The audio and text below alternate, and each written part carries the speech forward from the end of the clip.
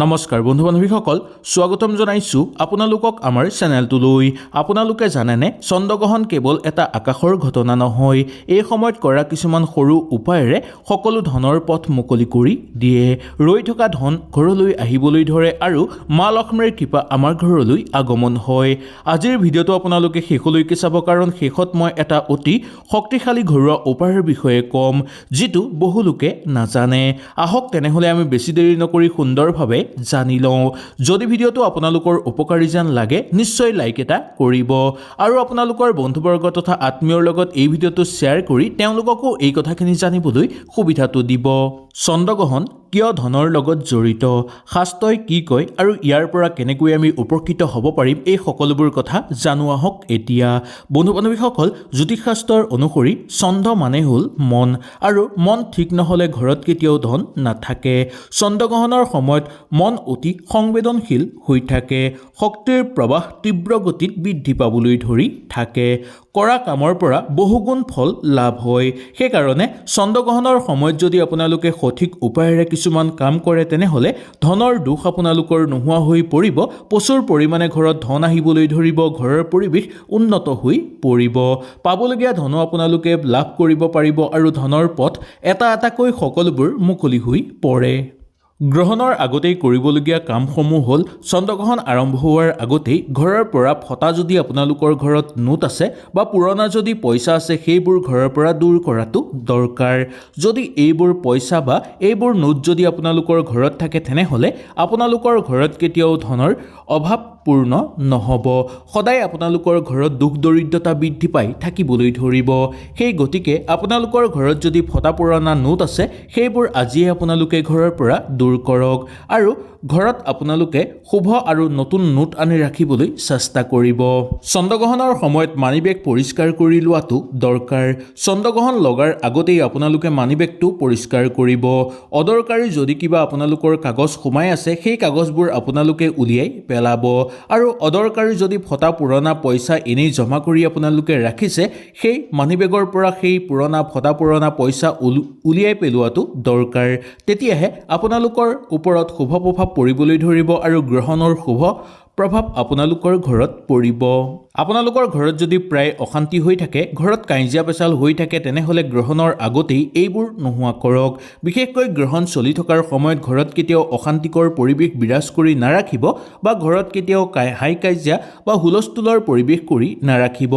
এইকেইটা কথাৰ প্ৰতি আপোনালোকে বিশেষকৈ লক্ষ্য ৰখাটো দৰকাৰ।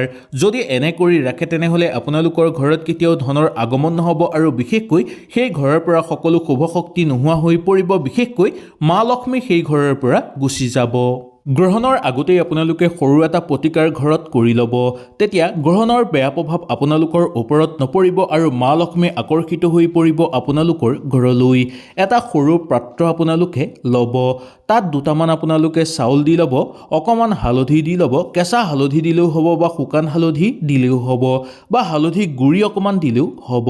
তাত অলপ যদি আপোনালোকে পাৰে কেশৰ দি ল'ব, যদি কেশৰ দিব নোৱাৰে তেনেহ'লেও কোনো কথা নাই, আৰু গোটেইখিনি এখন ৰঙা কাপোৰত বান্ধি আপোনালোকে ঘৰৰ শুভ জেগাত ৰাখিব পাৰে বা পূজা ঘৰত ৰাখিব পাৰে। এই কামটো চন্দ্ৰগ্ৰহণ লগাৰ আগতেই আপোনালোকে কৰিব। সেই ৰঙা কাপোৰ বা ৰঙা কাগজ এখনত আপোনালোকে সেই একেখিনি সুন্দৰভাৱে বান্ধি আপোনালোকৰ ঘৰৰ পইচা থোৱাৰ জেগাত ৰাখক বা আপোনালোকৰ পূজা ঘৰত ৰাখক। এনেভাৱে ৰাখিলে অৰ্থৰ অভাৱ আপোনালোকৰ দূৰ হৈ পৰিবলৈ ধৰিব আৰু সাক্ষাৎ মা লক্ষ্মী আকৰ্ষিত হৈ পৰিব আপোনালোকৰ ঘৰলৈ। বন্ধু বান্ধৱীসকল, চন্দ্ৰগ্ৰহণ চলি থকাৰ সময়ত আপোনালোকে খোৱা লোৱা নকৰিব, একো বস্তু আপোনালোকে বনাবলৈও চেষ্টা নকৰিব। এনে সময়ত খোৱা বোৱা কৰাটো আৰু বনোৱাটো নিষিদ্ধ বুলি মনা গৈছে শাস্ত্ৰৰ অনুসৰি। চন্দ্ৰগ্ৰহণ লগাৰ সময়ত বাহিৰলৈও ওলাই যাব নালাগে। এই সময়ত মনটো শান্ত কৰি ৰাখিবলৈ চেষ্টা কৰিব লাগে আৰু মনৰ ভিতৰতে এটা লাহে লাহে মন্ত্ৰ উচ্চাৰণ কৰি থাকিব লাগে। মন্ত্ৰটো হ'ল ওম শ্ৰী মহালক্ষ্মী নমঃ। এই মন্ত্ৰটো আপোনালোকে লাহে লাহে উচ্চাৰণ কৰি থাকিব। এই চন্দ্ৰগ্ৰহণ চলি থকাৰ সময়খিনিত যিমান পাৰে আপোনালোকে এই মন্ত্ৰটো উচ্চাৰণ কৰিব। মন্ত্ৰটো হ'ল, আকৌ এবাৰ কৈ দিছোঁ, ওম শ্ৰী মহালক্ষ্মী নমঃ। এই মন্ত্ৰ উচ্চাৰণ কৰিলে আপোনালোকৰ ধন যদি ক'ৰবাৰ ৰৈ আছে সেই দুখ দূৰ হৈ পৰিব, আৰ্থিক লেনদেনৰ ক্ষেত্ৰত উন্নতি হ'বলৈ ধৰিব আৰু আকস্মিকভাৱে আপোনালোকৰ ঘৰলৈ লাভৰ যোগ সৃষ্টি হ'বলৈ ধৰিব। এই মন্ত্ৰটো যদি আপোনালোকে কমেও 108 বাৰ জপ কৰে তেনেহ'লে দেখিবলৈ পাব যে আপোনালোকৰ ঘৰৰ পৰিৱেশ পবিত্ৰ হৈ পৰিব, ঘৰৰ পৰা নিগেটিভ শক্তি দূৰ হ'ব আৰু হঠাৎ অৰ্থৰ দুৱাৰ মুকলি হৈ পৰিব আপোনালোকৰ। গ্ৰহণ শেষ হোৱাৰ পিছত যদি গোপনভাৱে আপোনালোকে এটা বস্তু দান কৰিব পাৰে তেনেহ'লে আপোনালোকৰ বহু পুণ্য হ'ব। গ্ৰহণ শেষ হোৱাৰ লগে লগে এক বাটি চাউল যদি আপোনালোকে কোনো দৰিদ্ৰ মানুহক দান কৰিব পাৰে তেনেহ'লে আপোনালোকৰ বহু পুণ্য হ'ব। সেই চাউলখিনি গাই গৰুকো আপোনালোকে খুৱাব পাৰে, মন্দিৰতো আপোনালোকে দিব পাৰে, নাইবা দুখীয়া মানুহকো আপোনালোকে দান কৰিব পাৰে। মনত ৰাখিব, দান কৰিলে আপোনালোকৰ একো ক্ষতি নহয়, দান কৰিলে আপোনালোকৰ বহু পুণ্য হ'ব, মনৰ পৰা আপোনালোকৰ যথেষ্ট ফল লাভ হ'ব। ইয়াৰ উপৰিও আপোনালোকৰ ঘৰত শুভ শক্তি জাগ্ৰত হ'ব আৰু লগতে এই দান কৰিলে মা লক্ষ্মী সন্তুষ্ট হৈ পৰিব, ধনৰ বন্ধ পথ মুকল খাই পৰিব। গ্ৰহণ শেষ হোৱাৰ পিছত মানিবেগত আপোনালোকে এই এটা সৰু প্ৰতিকাৰ কৰক। এই প্ৰতিকাৰ কৰিলে মানিবেগৰ পৰা কেতিয়াও অৰ্থ খতম নহ'ব। আপোনালোকে যিমানেই উপাৰ্জন কৰিব তাতকৈ দুগুণ ফল লাভ কৰিব। অবান্তিক খৰচৰ মাত্ৰা আপোনালোকৰ কমি আহিবলৈ ধৰিব। এই এটা গোপন শক্তিশালী উপায় আপোনালোকে ঘৰতে কৰিব পাৰিলে বহু পুণ্য হ'ব। গ্ৰহণ শেষ হোৱাৰ পিছত মানিবেগ এটা আপোনালোকে নতুন কিনি ল'ব আৰু সেই মানিবেগটোত আপোনালোকে এটা নোট ভৰাব নতুনকৈ। তাৰপিছত সেই নোটটোৰ লগত আপোনালোকে এটা লং ৰাখিব। এইটো এটা বিশ্বাস নহয়, ই এক হ'ল বিজ্ঞান। বহুলোকে এই উপায় কৰে আৰু বহুত হঠাতেই এওঁলোকৰ ঘৰলৈ ধনৰ আগমন হয়। সেইকাৰণে আপুনিও কৰি চাব পাৰে। গ্ৰহণ শেষ হোৱাৰ পিছত আপোনালোকে নতুন মানিবেগ এটাত নতুন নোট এটা ৰাখিব, তাৰপিছত তাৰ লগত এটা লং নিশ্চয় ৰাখিব। এনেকৈ যদি আপোনালোকে কৰে তেনেহ'লে অৰ্থৰ দুৱাৰ মুকল খাই পৰিব আৰু আপোনালোকৰ ঘৰলৈ হঠাৎ ধনৰ আগমন হ'ব। গ্ৰহণৰ সময়ত কেতিয়াও আপোনালোকে কণ্ডল কাজিয়া নকৰিব, গালি গালাজ নকৰিব, কাকো বেয়া ব্যৱহাৰ নকৰিব আৰু একেবাৰে অহংকাৰ নকৰিব। এইবোৰ যদি কৰে ধনৰ পথ বন্ধ হৈ পৰিব আপোনালোকৰ। মনত ৰাখিব, শুদ্ধ মনেই হৈছে আটাইতকৈ ডাঙৰ লক্ষ্মী।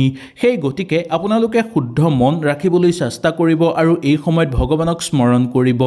যদি তাকে নকৰি এই সময়ত কাজিয়া কৰে, গালি গালাজ কৰে আৰু আপোনালোকে কাৰোবাক বেয়া ব্যৱহাৰ কৰে, লগতে কাৰোবাক যদি আপোনালোকে অহংকাৰ কৰে তেনেহ'লে আপোনালোকৰ ঘৰত থকা সকলো শুভ শক্তি ঘৰৰ পৰা বাহিৰ হৈ পৰিব, ঘৰত বেয়া শক্তিয়ে ঠাই ল'বলৈ ধৰিব।